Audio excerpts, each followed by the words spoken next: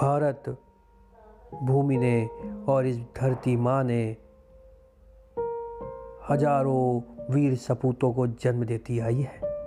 कई इतिहास में ऐसे वीर सपूत हुए जिन्होंने इस धरती माँ के लिए अपने प्राणों का बलिदान दे दिया है, और ना जाने कितने होंगे।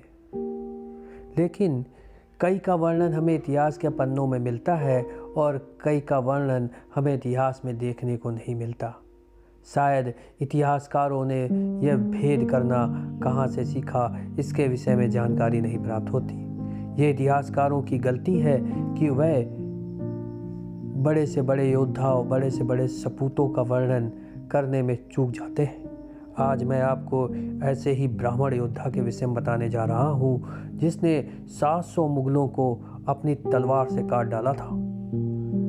पंडित देवी दीन, जो सनेतु गांव अयोध्या में रहा करते थे, जिनका जन्म सरजू पहाड़ी ब्राह्मण परिवार में हुआ था। वे एक कर्मकांडी पुरोहित थे, लेकिन जब मुगल सेना ने राम मंदिर को ध्वस्त करने के उद्देश्य से अयोध्या में आक्रमण किया,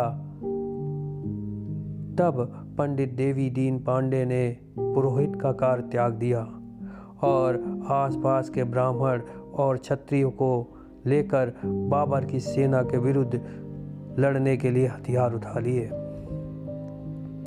वह मीर बाकी के नेतृत्व में मुगल सेना से युद्ध किया। यह युद्ध इतना विकराल था कि युद्ध करते समय पंडित जी ने 700 मुगलों को अपने हाथों से काट डाला था।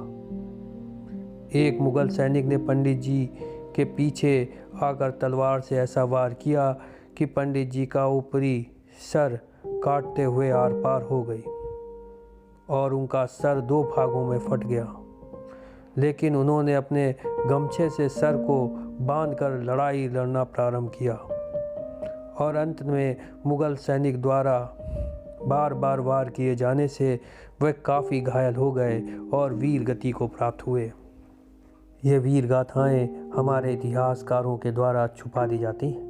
कहते हैं सेनापति देवी दीन के वीर गति प्राप्त हो जाने के बाद मुगल सेना जीत गई थी। पंडित जी ने अपने जीवित रहते श्री राम मंदिर को आंच तक नहीं आने दी थी। लखनऊ गजेटेरियन के 66वें अंक में पृष्ठ 3 में यह वर्णित है। तब 1,74,000 हिंदुओं की लाशें गिर जाने के बाद मीर बाकी ने राम मंदिर को ध्वस्त कर दिया था। लोगों को ये गलत फहमी रहती है कि इतिहास कभी दोहराया नहीं जाता या इतिहास की चीज़ें छुपा ली जाती हैं, लेकिन ऐसा नहीं होता।